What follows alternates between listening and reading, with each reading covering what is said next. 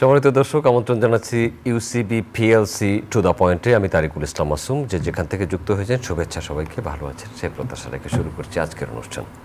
আজকের আলোচনার বিষয় ঈদে রাজনীতিবিদদের গণসংযোগ।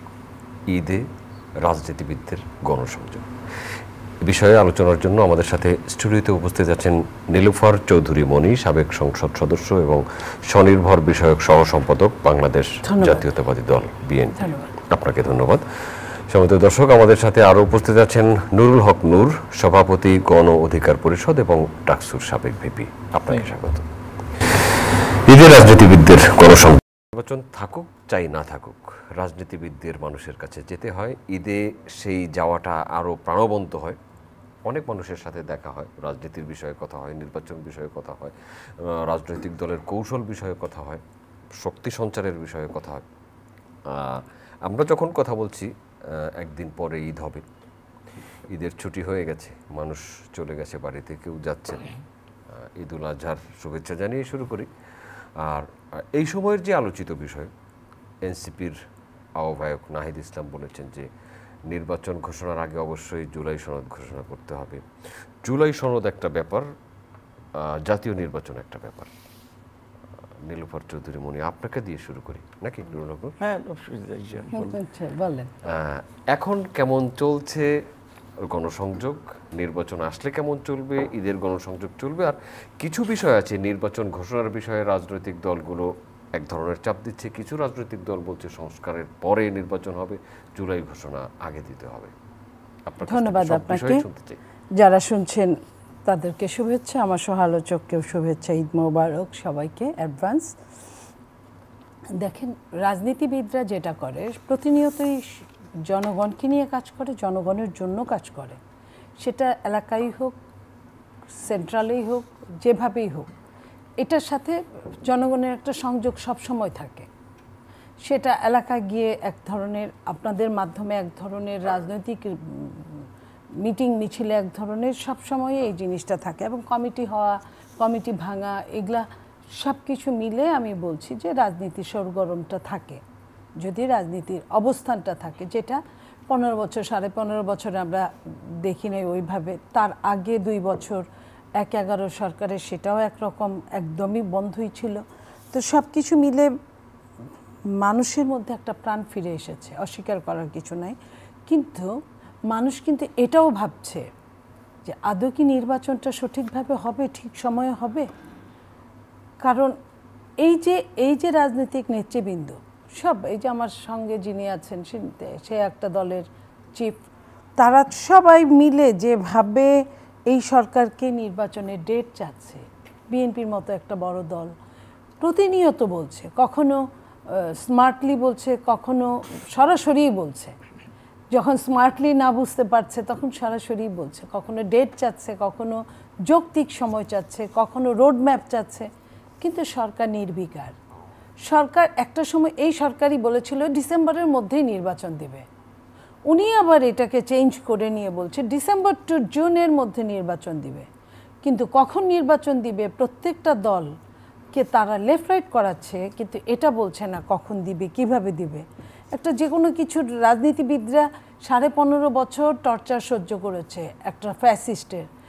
তারপরে ফ্যাসিস্টের পতনের পরে তারা যে সরকারকে নির্বাচনের জন্যই আনলেন, যে এই যে নির্বাচন আসার আগে এই আপৎকালীন সময়টা উনি থাকবেন, কাটাবেন এবং একটা সুন্দর নির্বাচন দিবেন। যেহেতু জাতীয়ভাবে এবং আন্তর্জাতিকভাবে এই সরকারের প্রধানকে প্রত্যেকেই চেনে, সচেতন ব্যক্তিরা চেনে। তো তার একটা মানে কি বলবো, এটা তার যে ব্যক্তিত্ব, পার্সোনালিটি, সেই হিসেবে উনি যে কথাটা বলবেন সে কথাটা নড়চড় হবে না। কিন্তু প্রতিনিয়তই এই নড়চড়ের সম্ভাবনার মুখেই আমরা পড়ছি গিয়ে, সম্ভাবনা না, কনফার্ম। যেমন ধরেন উনি সর্বশেষ জাপান গেলেন, এটা জাপান একটা অন্য দেশ, অন্য ইন্ডিভিজুয়াল একটা দেশ। সেইখানে গিয়ে উনি বাংলাদেশের কারোর সাথে কথা বলেন না, বাংলাদেশের সাংবাদিকদের সাথে বলার প্রয়োজন বোধ করলেন না, বাংলাদেশের রাজনীতিবিদদের সাথে কথা বলার প্রয়োজন বোধ করলেন না। উনি জাপান গিয়ে বললেন যে একটা দল শুধু চায় যে নির্বাচন তাড়াতাড়ি ডিসেম্বরের মধ্যে, আর বাকি দলরা চায় না। এই যে উনি, উনার মতো এত এত ওয়াইটফুল একজন ব্যক্তি যদি হালকা কথা বলেন তাহলে কিন্তু আমরা সবাই ভীষণ কষ্ট পাই, কারণ আমরা এরকম চাই না। আমরা ধরেন আমরা রাজনীতিবিদরা আমরা অনেকটা সময় আমরা এই ধরনের বলি দেখে মানুষ আমাদের দিক থেকে মুখ ফিরিয়ে নিয়েছে। আপনার একটা সদ্য একটা পতিত সরকার যেটা দেখেন, তো এই টাইপের যদি কথা যদি এখনও বলা হয়, যারা কোনো রাজনীতি করে নাই, যাদের সাথে রাজনৈতিক কোনো দল নাই, তারাও যদি এই ধরনের বলে, সেটা কিন্তু আমাদের জন্য ভীষণ দুঃখজনক হয়ে দেখা দেয়। নুরুল হক নূর, রাজনীতি নির্বাচনের প্রস্তুতি, রাজনৈতিক দলের তো প্রধানতম কাজ হলো নির্বাচন এবং নির্বাচনের প্রস্তুতি। নির্বাচনের প্রস্তুতির বাইরে এর মধ্যে আরও কিছু কথা থেকে যায়, যেমন সংস্কার, ঐকমত্য কমিশন, সংস্কার প্রস্তাব, জুলাই ঘোষণা বা জাতীয় সনদ, ঐকমত্য কমিশনের দ্বিতীয় দফার বৈঠকও হয়েছে, আপনার দলও ছিল, আপনিও প্রধান উপদেষ্টার সাথে যে বৈঠক ছিলেন সেই বৈঠকেও অনেক রাজনৈতিক দলের নেতার সাথে আপনিও ছিলেন। সেখান থেকে আমরা কি পেয়েছি একটু যদি সাধারণ মানুষের উদ্দেশ্যে বলতেন। আচ্ছা, প্রথমে ঈদের আগে আর বোধহয় টেলিভিশন প্রোগ্রামে যুক্ত হওয়া হবে না, এর জন্যই দর্শক যারা এখন দেখছেন পরবর্তীতে দেখবেন সবাইকে অগ্রিম ঈদ মোবারক জানাচ্ছি।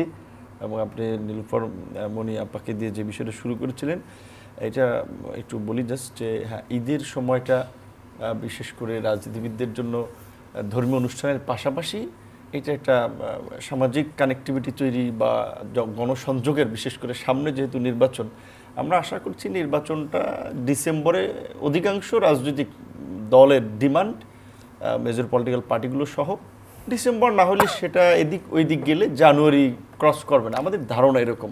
এখন জানি না এর বাইরে বা পেছনে আরও কিছু কুকিং হবে কিনা, কিন্তু আমরা এক্সপেক্ট করি যে ডিসেম্বর বা জানুয়ারির মধ্যে হয়ে যাবে। সেই দিক থেকে এই ঈদটা রাজনীতিবিদরা সবাই যার যার কনস্টিটিউয়েন্সি বেস এলাকায় ঈদ করবে, ভোটার নেতাকর্মীদের সাথে একটা সংযোগ বাড়াবে, দেখা সাক্ষাৎ। সো সেই সুযোগটা আমাদেরও তৈরি হবে এলাকায় গেলে। আগামীকালকে আমিও রায়কের উদ্দেশ্যে যাব। আর যে বিষয়টি আপনি জানতে চেয়েছেন যে ঐক্যমত্য কমিশনের এই দ্বিতীয় দফার যেটা তারা শিরোনাম করেছিল যে উদ্বোধনের দ্বিতীয় পর্ব আর কি, মূলত প্রথম দিন সংস্কার প্রস্তাব নিয়ে খুব বেশি আলাপ আলোচনা হয় নাই। যে সমস্ত রাজনৈতিক দলের নেতৃবৃন্দ কথা বলেছে তারা ওভারঅল জাতীয় রাজনীতি এবং সংস্কার বা জুলাই সনদ নিয়ে অভিব্যক্তি ব্যক্ত করেছে। তার মধ্যে এই জুলাইয়ের পূর্বেই এই জুলাইয়ের আকাঙ্ক্ষাকে নিয়ে একটা জুলাই সনদ বা জুলাই চার্টার বা বিএনপি সহ আমরা অনেকেই বলছি এটাকে জাতীয় সনদ হিসেবে আমরা আখ্যায়িত করতে পারি, যেহেতু বাংলাদেশের এই 53 বছর ইতিহাসে এরকম একটা যুগান্তকারী পরিবর্তন, একটা ঐতিহাসিক প্রেক্ষাপটে দাঁড়িয়ে আমরা গোটা রাষ্ট্র ব্যবস্থার একটা সংস্কার নিয়ে আলাপ করছি, বিভিন্ন প্ল্যাটফর্মের মানুষ একসাথে, এবং রাষ্ট্রকে নতুন করে বিনির্মাণ করার লক্ষ্যেই কিছু গুরুত্বপূর্ণ সিদ্ধান্ত আমরা পৌঁছাচ্ছি। যেমন এখনকার পার্লামেন্টের সিস্টেমে কিন্তু পরিবর্তন করা নিয়ে আলাপ হচ্ছে, যে দ্বিকক্ষ বিশিষ্ট পার্লামেন্ট, উচ্চকক্ষ থাকবে, নিম্নকক্ষ থাকবে।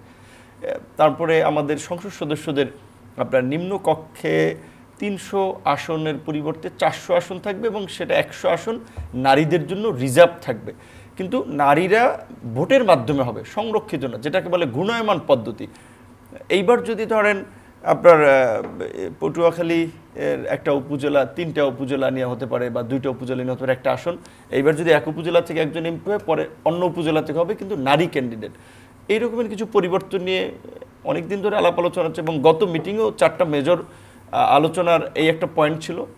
আরেকটা পয়েন্ট ছিল সংসদের 70 নম্বর অনুচ্ছেদে, যেটা বলছে যে অর্থ বিল ব্যতীত অন্য ক্ষেত্রে যেন সংসদ সদস্যরা নিজ দলের বিরুদ্ধেও ভোট দিতে পারে, ক্রিটিসাইজ করতে পারে।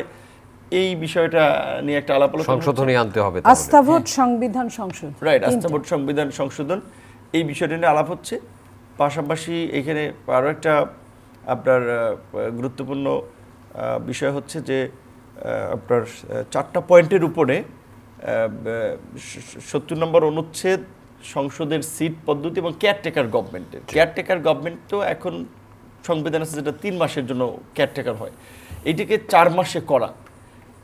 মোটামুটি এই 4টা পয়েন্টে ওই দিনের লাস্ট দিনের আলোচনাটা, যে এই 4টা গুরুত্বপূর্ণ পয়েন্ট, এটা নিয়ে একটা আলোচনা হয়েছে। পাশাপাশি এনসিসি একটা যে ন্যাশনাল কনস্টিটিউশনাল কাউন্সিল, যেটা জাতীয় সাংবিধানিক পরিষদ নামে একটা বিষয় ভাবা হচ্ছে, যে যেখানে প্রধানমন্ত্রী রাষ্ট্রপতির ক্ষমতাটা ভারসাম্য আনয়ন সহ সাংবিধানিক গুরুত্বপূর্ণ পদগুলোর নিয়োগ এই আপনার কাউন্সিল দিবে, এইগুলো নিয়ে আলাপ আলোচনা। এই এনসিসি কি এই সরকারের সময় গঠন হবে নাকি নতুন সরকার আসলে গঠন হবে, এরকম কিছু কি? এইটা নিয়ে একটা মানে বলতে পারেন আইনগত জটিলতা আছে। যেমন এই কিছু সংবিধানের জন্য সংবিধান সংশোধনের প্রয়োজন হবে। যেমন এখন আমরা যদি দ্বিকক্ষ বিশিষ্ট পার্লামেন্ট করতে যাই, এটা তো সংবিধান সংশোধনের প্রয়োজন হবে।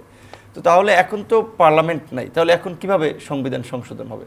আবার কিছু আইন আছে যেটা অধ্যাদেশের মাধ্যমে, রাষ্ট্রপতির অধ্যাদেশের মাধ্যমে বাস্তবায়ন করা সম্ভব কিছু সিদ্ধান্তগুলো।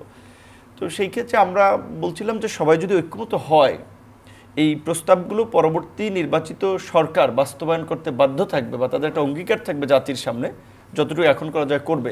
সেই ক্ষেত্রে এটাকে একটা গণভোটের মাধ্যমে গৃহীত করা কিংবা জাতীয় সংসদের নির্বাচনের সাথেই সেটা গণভোট বলেন কিংবা অন্য যে কোনো প্রক্রিয়া বলেন, একই সাথে এটা একটা ম্যান্ডেট নিয়ে যায়, অর্থাৎ যে পরবর্তী পার্লামেন্ট এটা বাস্তবায়ন করবে, এই রকমের একটা বিষয় নিয়ে আলাপ আলোচনা হচ্ছে। এর মধ্যে আবার এনসিপির নেতৃবৃন্দ তারা গণপরিষদ নির্বাচনের কথা বলছে। গণপরিষদ তো একেবারে অনেক ক্ষেত্রে একটা নতুন সংবিধান আপনার রচনার জন্য হয়, সেই ক্ষেত্রে এইটা নিয়ে মত আছে।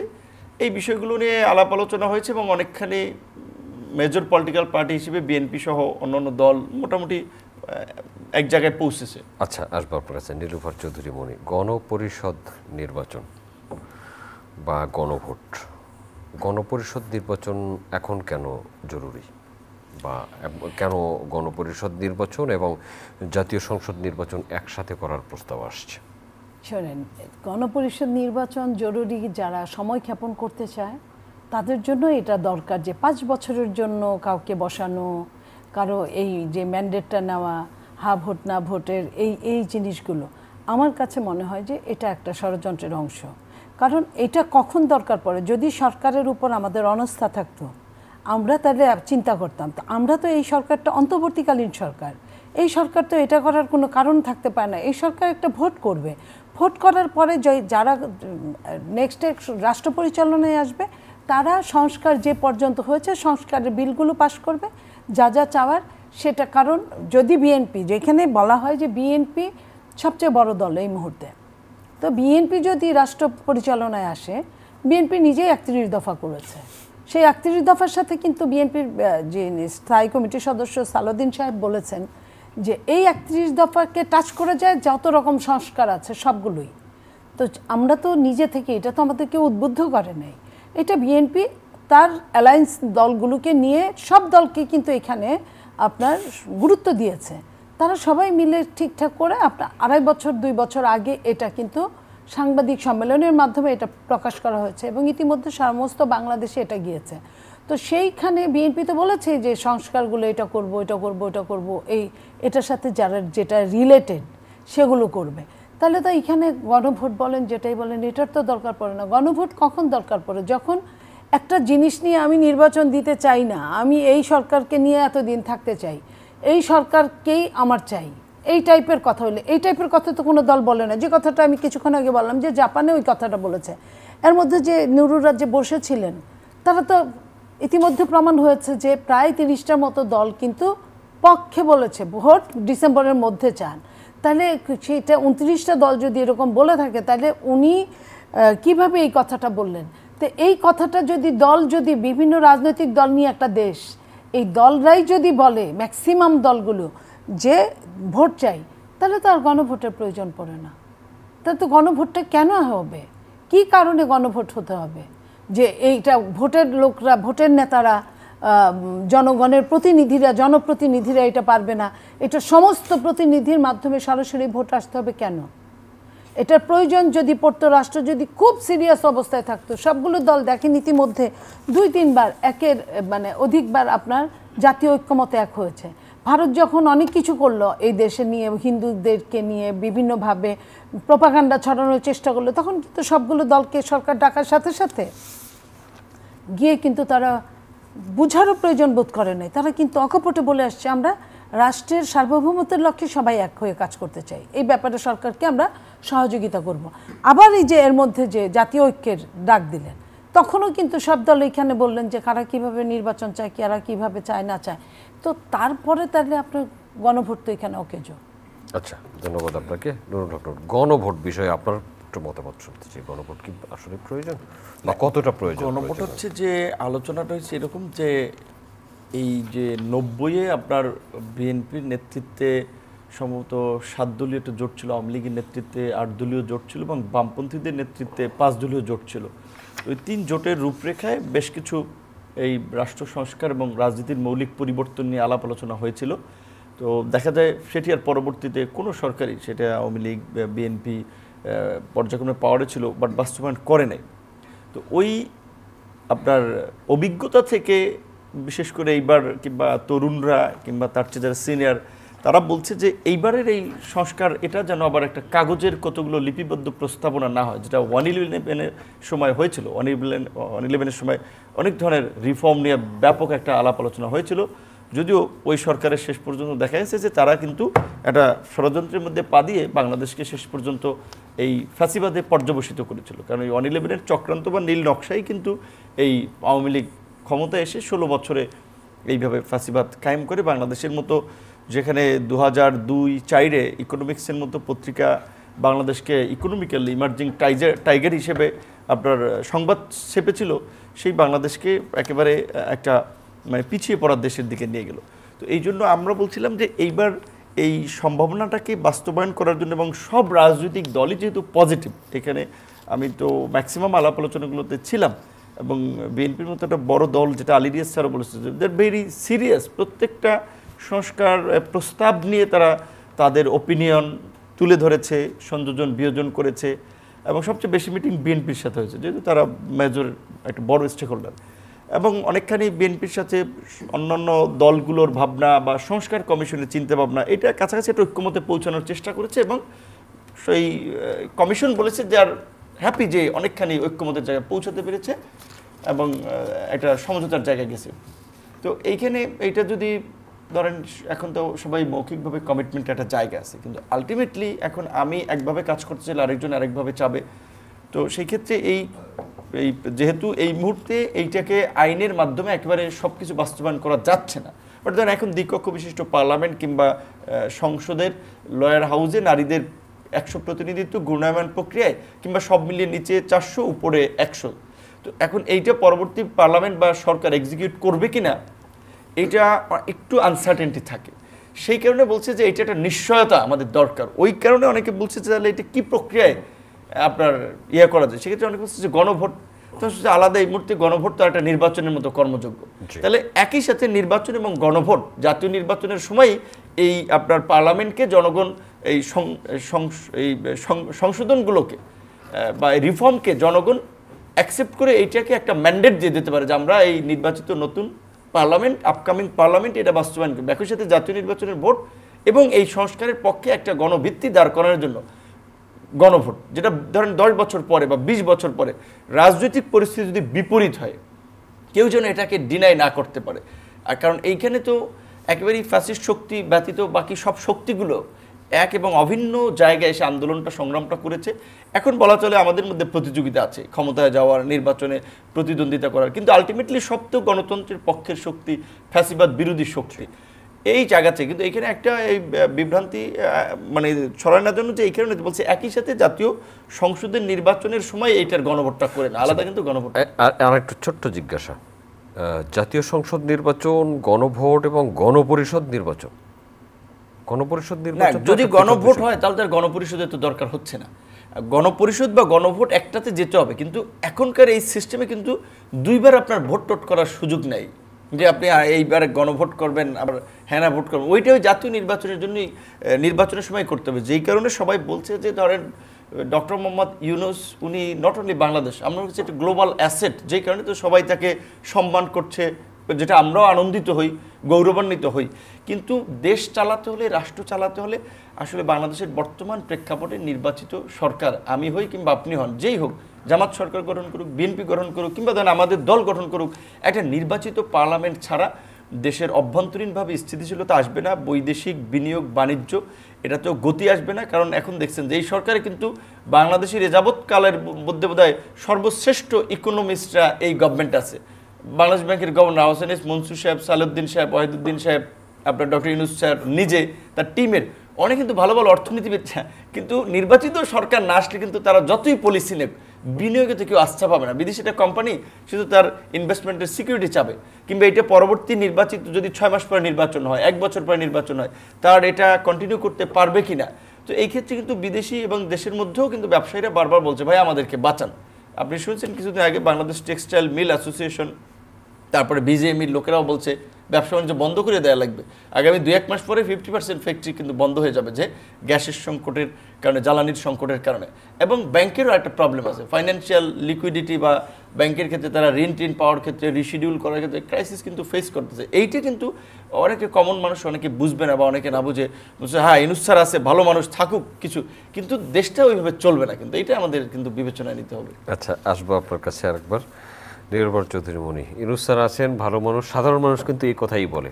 নুরুল হক নূর যে কথাটা বলেছেন, সাধারণ মানুষের প্রতিক্রিয়া, ইউনূস স্যার নোবেল লরিয়েট, একজন বিখ্যাত মানুষ, দেশে বিদেশে তার অনেক পরিচিতি আছে, তিনি অর্থনীতিবিদ এবং বাংলাদেশের অনেক ক্ষেত্রে এখন অনেক বড় বড় অর্থনীতিবিদ বসে আছেন। কিন্তু এই যে 10 মাস হলো আওয়ামী লীগ সরকার, আজ 5 তারিখ, 5 আগস্ট, 5 জুন, 10 মাসের সংস্কারের কতখানি আমরা দেখলাম আর বিনিয়োগ কতটা এসেছে? এটা নূর শুধু বলবে না, সাধারণ মানুষ না, আমি নিজেও যখন উনি আসছেন তখন আমার মনে হয়েছে যে একটা আন্তর্জাতিকভাবে খ্যাতিসম্পন্ন একজন মানুষ উনি আসছেন। আর ওনার এই শেষ সময়ে, পৃথিবীতে মানুষ কিছু সময়ের জন্যই আসে, যে সময়টা উনি অতিক্রম করে যাচ্ছেন, এবং এই সময়টা হলো এমন একটা সময় শুধু দেওয়ার জন্যই, পৃথিবীটাকে বাকিটুকু একদম দুহাত ভরে দিয়ে যাবেন উনি। এবং আরও একটা জিনিস ছিল যে ফ্যাসিস্ট যখন গেছে তখন বাংলাদেশের তলানিতে আপনার অর্থ যে অবস্থা, তো আমার ধারণা এরকম ছিল যে উনি অর্থনীতিবিদ, অর্থনীতিতে উনি নোবেল পেয়েছেন, উনাকে এত দেশ পছন্দ করে, উনি চাইলেই সব দেশ হুমড়ি খেয়ে আমাদেরকে ঋণ দিবে, আমাদেরকে সহজ শর্তে, আমরা কেউ মাগনা চাই না, দিবে, এবং সব কিছু ব্যবসা বাণিজ্য সব বোধহয় একদম উপচে পড়বে। কিন্তু আমরা 10 মাসে যেটা, আজকে 10 মাসে আমরা যেটা দেখলাম সেটা কিন্তু আমরা দুঃখজনকভাবে, সত্যি উনি কি চেষ্টা করলেন, উনি কিন্তু একদম যারা উড়াল দিয়ে থাকে বিদেশে তাদের পর্যন্ত নিয়ে আসলেন ব্যবসায়ী সাবমিট করার জন্য। সাবমিট হলো, সব হলো, কিন্তু যারা আসলেন তারা তো বললেন যে স্থিতিশীল গভর্নমেন্ট ছাড়া আমরা কাজ করব না, আমরা কার উপরে কাজ করব। এই জিনিসটা কিন্তু গদ বাঁধা কথা, এটা কিন্তু বই পুস্তকে লেখা কথা, যে একটা সরকার কোন টাইপের সরকার থাকলে সারা বিশ্ব আপনার লগ্নি খাটাতে পারে, চায়, সেটা কিন্তু সাধারণভাবেই উনি কিন্তু এই জায়গায় ফেল করেছেন। তো উনি ফেল যে করবেন আমরা যাই জানি না কেন, উনি কিন্তু জানেন যে ওনার সরকারে দিবে না কেউ, যদি এখানে ইলেকটেড গভর্নমেন্ট না হয়, তাহলে উনি যদি এটাই মনে করে থাকেন তাহলে কিন্তু উনি এই জিনিসটা চেষ্টা করতেন। ওই যেটা আপনাকে বললাম যে দুহাত ভরে দেওয়ার মতোই তো বয়স তার, উনি সারা বিশ্বে যা কিছু করেছেন সেখান থেকে এনে দিবেন। কিন্তু এখন আমি যা হিসাব করে দেখি, উনি এই দেশ থেকেই যা কিছু ইনকাম করে নিয়ে গেছেন, সমস্ত কিছু উনি কিন্তু বিশ্ব থেকে শুধুমাত্র পুরস্কারটা ইনকাম করেছেন, আর এই দেশের পুঁজি বিদেশে নিয়ে গেছেন, এই দেশের পুঁজিতেই উনি ব্যবসা করছেন, এখনও করছেন। সরকার প্রধান হওয়ার পরে যত রকম ফ্যাসিলিটিস সবগুলোই উনি নিলেন, যেটা আমি কল্পনাই করিনি। ওনার ব্যাংক, গ্রামীণ, ওনার এই আপনার এনজিও, এগুলো নাকি ট্রাস্টি, শুনেছি, কথিত আছে। যদি ট্রাস্টি হয় তাহলে সরকারও কিন্তু ট্রাস্টি, সরকার কিন্তু জনগণের জিনিস, সম্পত্তি, জনগণ সরকারকেই দেয়, চোখ বন্ধ করে ট্যাক্স দেয়, সরকারের নিজের জায়গা কিনে থেকে সরকারের ওই নামে জায়গা থাকে যে 99 বছর বা 20 বছর 30 বছর, জনগণও কিন্তু সরকারের। তাহলে ওনার কি দরকার ছিল যে আপনার একটা খুঁটির থেকে আরেকটা বালতিতে আপনার এই কর নেওয়া, ট্যাক্স নেওয়া, ফ্রি করা, আপনার 666 কোটি টাকা উনি মওকুফ করালেন, একটা ট্রাস্টির থেকে মওকুফ করা আরেকটা ট্রাস্টির লাভ করে দিলেন।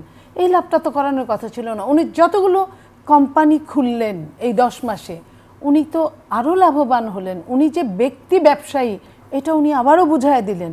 আমরা তো ওনাকে এখন আর ব্যক্তি ব্যবসায়ী দেখতে চাই না, উনি গোষ্ঠীগত ব্যবসায়ী হন। উনি বাংলাদেশকে শোষণ করে বিদেশে তরতাজা হন, এটা আমরা চাই না। বিদেশ থেকে এনে বাংলাদেশকে তরতাজা বানান, এটা আমরা চাই। কিন্তু এই জায়গায় জাতি কিন্তু হোঁচট খাচ্ছে। আমরা এই কথাটাই বারবার বোঝানোর চেষ্টা করছি ওনাকে, এবং ওনার সম্মান বিরল সম্মান, বিশ্বে মাত্র 12 জন মানুষ এই বিরল সম্মানে সম্মানিত হয়েছেন। তো সেই বিরল সম্মানের একজন অধিকারী, তার শেষ জীবনটা বিতর্কের চরম বিতর্কের মধ্যে দিয়ে যাবে, এটা আমি আর যাই হোক আমি চাই না। এই কারণে ওনার যে সমালোচনা করি, আমি চাই উনি এই জিনিসগুলো যদি মানে কোনো ভাগ্যক্রমে উনি এই কথাগুলো শুনে ওনার রিয়ালাইজেশন যাতে হয়, উনি সঠিক সময় নির্বাচন দিয়ে উনি বাংলাদেশের সরকারের পাশে থাকুক, আজীবন জীবদ্দশায় পাশে থাকুক এবং বাংলাদেশের কিভাবে উপকার হবে এটাই উনি করুক। এটা করলে আমরা যতটা খুশি হতাম, ওনার ব্যর্থতাগুলো আমরা ভুলে যেতাম যে হ্যাঁ একটা একদম কপর্ণহীন একটা বাংলাদেশ শেখ হাসিনা যে রেখে গেছে, উনি চেষ্টা করেছে, উনি পারে নাই। কিন্তু উনি চেষ্টা করে উনি যখন বুঝেছে উনি পারবেন না, উনি রাজনীতিবিদদের ক্ষমতা রাজনীতিবিদদের হাতে দিয়ে গেছেন। এটা হলে ওনাকে এই জাতি মনে রাখতো এবং উনি পাশেই থাকতেন, যে সরকারি আসুক না কেন উনি পাশে থাকতেন। কিন্তু উনি তো এই কাজগুলো করছেন না। উনি উনার মতো করে, আমরা যখন শুনি যে একটা কি বলে যে বিদেশে লোক পাঠায়, যে ওটার নাম কি বলে, সেই কোম্পানিও উনি উনার নামে করেছেন এবং জাপান মেন পাওয়ার জনশক্তি, সেইটাও আপনার জাপানে যে শুনি যে 1 লাখ লোক নিবে, উনি বলছেন যে 1 লাখ লোক নিবে, যদিও এটা অনেকটাই অসম্ভব। কারণ জাপানে এই পর্যন্ত আমার যা ধারণা 15-20 হাজারের বেশি বাঙালি থাকে না, একমাত্র জাপান যে এত হিসাব করে নেয়। আমি 7-8 বছর আগে জাপান গিয়েছি, তখন জাপানে 11,000 বাঙালি ছিল। তো সেই হিসেবে এটা আমাকে বলেছে সেইখানের অ্যাম্বাসেডর বলেছে বাংলাদেশের। তো সেই জায়গায় আমি বলছি যে উনি যদি নিতে পারে এটা বাংলাদেশ মনে রাখবে তাকে, কিন্তু নিজের কোম্পানি দিয়েই নিতে হবে, এটা কেমন কথা? এটা কেমন কথা? কেন নয় এটা নুরুর কোম্পানি, কেন নয় আপনার কোম্পানি, কেন নয় আরেকজনের কোম্পানি? তাহলে উনি কর মওকুফ করলেন, উনি কি বলে স্টারলিংক নিলেন, সেটাও নিজের নামে। স্টারলিংকে কতটা দেশের জন্য ক্ষতি হলো, কতটা ব্যবসায়ীদের জন্য লাভ হলো, এটা তো বড় কথা না। আমি তো আমার দেশটাকে দেখব, আমি আমার সার্বভৌমত্বকে দেখব, আমি আমার স্বাধীনতাকে দেখব। আমি আমার স্বাধীনতার জন্য আমি আমার জীবন পর্যন্ত উৎসর্গ করতে পারি। এখানে আমি আমার আমিত্বকে ওইখানে খুঁজে বেড়ানোর কোনো কারণ আছে বলে আমি মনে করি না। আমাদেরকে শেষ করতে হবে। নুরুল হক নূর, আমরা শেষ করব। জাতিসংঘের আবাসিক প্রতিনিধি গতকাল একটা অনুষ্ঠানে বলেছেন, ডিক্যাপটকে বলেছেন যে করিডোর ইস্যুতে জাতিসংঘের সাথে কথা হয়নি, কথা হয়তো বাংলাদেশই বলেছে। এই বিষয়ে শুনে শেষ করব। ওনার গোয়েন লুইসের গত কয়েক বছরের তৎপরতা আমরা দেখেছি বাংলাদেশের গণতন্ত্র বিরোধী দলের পক্ষে একটা ইতিবাচক, এবং আমি ব্যক্তিগত বেশ কয়েকবার মিট করেছি, অত্যন্ত চমৎকার মানুষ। এবং উনি গতকালকে কথা বলছেন, এইটা কিন্তু আমরাও এই কথাটি বলে আসছি যে একটা রহস্যজনক এই করিডোরের বিষয়টা। এখান থেকে প্রথমে পররাষ্ট্র উপদেষ্টা ব্রিফ করে বললেন যে জাতিসংঘকে তারা একটা মানবিক করিডোর দেওয়ার নীতিগত সিদ্ধান্ত নিয়েছেন, এরকম বলেছেন। প্রেস সেক্রেটারি আবার সেটা একটা কাউন্টার দিয়ে বলেন না, এই ধরনের কোনো সিদ্ধান্ত হয় নাই। পরে মাঝখানে কিছুদিন গ্যাপ দিয়ে, রাইট, গ্যাপ দিয়ে আবার বাংলাদেশের পক্ষ থেকে মানে সরকারের বাইরে কিছু ব্যক্তি পর্যায় থেকে জাতিসংঘের কাছে জানতে চাইছে, জাতিসংঘ বলছে এরকম কোনো বিষয় এখন পর্যন্ত আলোচনা হয়নি। সর্বশেষ গোয়েন লুইসও সেটা বলছে যে ওইভাবে আলোচনা এখন পর্যন্ত হয় নাই। তাহলে সরকার যে সিদ্ধান্তের কথা জানিয়ে দিল, তাহলে নিশ্চয়ই এটা কোনো না কোনো ফর্মে আলোচনা হয়েছে। হয়তো ধরেন জাতিসংঘ না চাইলে অন্য কেউ চাচ্ছে বা অন্য কেউ নেওয়ার জন্য গভর্নমেন্টকে কনভিন্স করছে, বাট ওয়েটা বা মিডিয়াটা হবে জাতিসংঘ। তো এই জন্য আমাদের উদ্বেগটা হচ্ছে এখানে যে রুয়ান্ডাতে আপনাদের মনে সেই আপনার করিডোরের কারণেই কিন্তু গণহত্যার মতো একটা মানে নির্মম নিষ্ঠুরতা ঘটে গিয়েছিল। সিরিয়া বলেন, বসনিয়া বলেন, যেই সমস্ত দেশে এই করিডোরের ইতিহাস আছে, যেটা ওই মানবিক কিংবা এই ত্রাণ চ্যানেলের নামে করিডোর দেওয়া হয়েছে। গাজা তো আছেই, একেবারে দুনিয়ার সবচেয়ে শ্রেষ্ঠ উদাহরণ। কোনো জায়গায় কিন্তু ভালো আপনার উদাহরণ বা ফলাফল তৈরি হয় নাই। আর বাংলাদেশ কৌশলগত কারণে, যে ধরেন রাখাইনের কথা, এখানে আরাকান আর্মি কিন্তু যদিও ওখানকার সরকারের সাথে তাদের যুদ্ধ হচ্ছে, আমরা যে রোহিঙ্গাদেরকে হেল্প করার জন্য যে পজিটিভ লাইনে চিন্তা করবো, আরাকান আর্মি কিন্তু রোহিঙ্গাদের প্রতি পজিটিভ না। এবং আরাকান আর্মি আপনার যেখানে তারা যে যুদ্ধটা করছে, তারাও কিন্তু একটা আন্তর্জাতিক বড় গোষ্ঠীর সমর্থন এবং শক্তি নিয়ে যুদ্ধটা করছে। এবং এটা অনেকে বলছে, এখন আমি এক্স্যাক্টলি জানি না, যে স্টারলিংকের এইখানের আগমনটা হচ্ছে তাদেরকে আপনার নেট প্রোভাইড করার। কারণ বাংলাদেশ ধরেন স্টারলিংক ইউক্রেন ব্যবহার করছে রাশিয়ার বিভিন্ন আপনার বিষয় নজরদারি করার জন্য, কিংবা তারা এই ইন্টারনেট ব্যবহার করছে। ধরেন আমাদের কৌশলগত জায়গা থেকে প্রতিবেশী দেশ হচ্ছে ভারত, আমাদের সাথে যদি কখনো যুদ্ধ লাগে ভারতের সাথে লাগবে। আর বিশেষ করে এটা তো সামরিক বাহিনী বা বিভিন্ন ওই ধরনের প্রতিষ্ঠানগুলো এইটা ব্যবহার করবে। আমরা ছোট ছোট কর্পোরেট প্রতিষ্ঠান, ব্যবসায়ীরা বিদ্যমান সিস্টেমেও আমরা মোটামুটি ভালো আছি। তাহলে ওইখানে যদি কোনো ধরনের প্রয়োজন হয় স্টারলিংকের, আপনি তো নিরবিচ্ছিন্ন সংযোগ পাবেন বা ব্যবহার করবেন, ওই চিন্তা থেকে স্টারলিংক এনেছেন, ওইটা বাংলাদেশে হবে না। ওদের ইন্টারেস্টের কারণে ইন্ডিয়া যদি চায় ওদের 140 কোটি মানুষের মার্কেট বাংলাদেশের জন্য স্টারলিংক বন্ধ করে দেবে, বন্ধ হয়ে যাবে যতই এখানে আসুক। স্টারলিংক দিয়ে আমাদের এখানে খুব বেশি পজিটিভ কিছু হয় নাই। তো করিডোরের বিষয়টা আমরা পরিষ্কারভাবে আমরা প্রধান উপদেষ্টার সাথে আপনার রাজনৈতিক দলগুলোর সংলাপে আমার সাথে 9 দল ছিল, তারপরের দিন গিয়েছি, সেখানে সব রাজনৈতিক দল ওপেনলি বলেছে যে করিডোর এবং চট্টগ্রাম বন্দরকে ডিপি ওয়ার্ল্ডকে দেওয়ার মতো সিদ্ধান্ত অন্তর্বর্তীকালীন সরকারের কাজ না, এটাতে পার্লামেন্টে আলোচনা হবে, বিতর্ক হবে, অ্যানালাইসিস হবে, তারপরে নির্বাচিত সরকার সিদ্ধান্ত নিতে পারে। আপনারা এই বিষয়ে নিয়ে নেন, এই বিষয়ে পরিষ্কার জানিয়ে দেওয়া হয়েছে। আর নির্বাচিত সরকার আমার মনে হয় যেহেতু ইতিমধ্যেই বিষয়টা নিয়ে এতটা পাবলিক ডিসকাশন হয়েছে, ওই অন্তত করিডোরের সিদ্ধান্তে যাবে না। এটা বাংলাদেশের জন্য কোনোভাবেই মঙ্গলজনক হবে না। রোহিঙ্গাদেরকে তো ত্রাণ পাঠাবেন, চায়নার ইউনান প্রদেশ কাছে, চায়না থেকে পাঠান, চায়না শক্তিশালী দেশ, ওদের করিডোর ওরা সুরক্ষিত করতে পারবে। ইন্ডিয়ার মিজোরাম, মণিপুর, আপনার আরাকানের কাছে ইন্ডিয়া থেকে পাঠান, জাতিসংঘ যদি প্রয়োজন হয় ইন্ডিয়াকে ম্যানেজ করুক, বিগ কান্ট্রি, সামরিক আপনার পারমাণবিক অস্ত্র আছে, তারা নিজেদেরকে প্রোটেক্ট করতে পারবে। কিন্তু বাংলাদেশে এইখানে আপনি কিছুদিন আগে নিউজ দেখেছেন যে আরাকান আর্মি এসে বাংলাদেশের এই যে পহেলা বৈশাখের যে পার্বত্য চট্টগ্রামের যে অনুষ্ঠান, সেই অনুষ্ঠানে এসে অংশ নিয়ে যায়। তারা কোন প্রোটোকল এইখানে অনুষ্ঠান করে দেয়? তো এইখানে এই আরাকান আর্মিকে একটা প্রশ্রয় এই দিক থেকে দেওয়া হচ্ছে কোন বেনিফিট থেকে? এই আবার একটা জিনিস আপা বলছে যে গ্রামীণ ব্যাংকের আপনার ডিজিটাল ওয়ালেট, গ্রামীণ ওয়ালেট নেওয়া, আপনার গ্রামীণ জনশক্তির লাইসেন্স নেওয়া, কর মওকুফ করা এবং স্টারলিংক, আমি যতদূর শুনেছি যে গ্রামীণ অ্যাসোসিয়েট কোনো প্রতিষ্ঠানই এটা নিয়েছে এখানকার এটা। তো এখন এই আপনার আরাকান আর্মির সাথে তো আমাদের সরকারের কিংবা এই পর্যন্ত সম্পর্ক স্থাপনের মাধ্যমে যে 2 জন রোহিঙ্গাকে আমরা পাঠাইতে পারছি, কিংবা মিয়ানমারের সরকারের সাথে কোনো ধরনের বেনিফিট পাইনি। বরঞ্চ এই সরকার আসার পরেও একবার তো সরকারের যে রোহিঙ্গা বিষয়ক বিশেষ দূত খলিল সাহেব, তিনি বলছিলেন, আমরা খুব আশান্বিত হয়েছিলাম, প্রধান উপদেষ্টা তো জাতিসংঘের মহাসচিবকে এনে ভাষণই দিলেন যে আগামী বছর আপনারা ওইখানে গিয়ে ঈদ করবেন। কিন্তু বাস্তবতা কিন্তু বিপরীত, বরঞ্চ এইখানে আরও 1.5 লক্ষ রোহিঙ্গা নতুন করে ঢুকেছে। এখন আমাদের জন্য আরেকটা সংকট তৈরি হয়েছে, এটা আম পাবলিক বুঝতেছেন, এই কথাটা একটু বলা গুরুত্বপূর্ণ। প্রথম কথা হচ্ছে আমাদের বাংলাদেশের ইন্ডিয়ান সীমান্তের বর্ডার দিয়ে পুশ ইন বাড়ছে, সহজ কথা বললে ওইখান থেকে লোক এইখানে পাঠাচ্ছে। আর আমাদের পররাষ্ট্রমন্ত্রী বলছে এইটা আমরা থামাইতে পারতেছি না, আমরা চিঠি লিখতেছি। আরও একটা ঘটনা যেটা সামনে একটা ভয়ঙ্কর রূপ নিতে পারে, ইন্ডিয়ান বিএসএফকে এখানে ধরেন গাছের সঙ্গে বেঁধে, আপনার একজন লোক হোক, কোনো কারণে সে এখানে ধরা পড়েছে, ঢুকে পড়েছে, তাকে গাছের সঙ্গে বাঁধা হয়েছে, কিংবা কিছু বিএসএফকে মারা হচ্ছে। এইটা কিন্তু ইন্ডিয়া একটা গ্রাউন্ড হিসেবে ব্যবহার করবে যে আমার বর্ডার সিকিউর না, দেখো আমার বিএসএফকে ওই বাংলাদেশের গাছের সঙ্গে বাইদা পিটাইতেছে, এই সীমান্তে মারতেছে।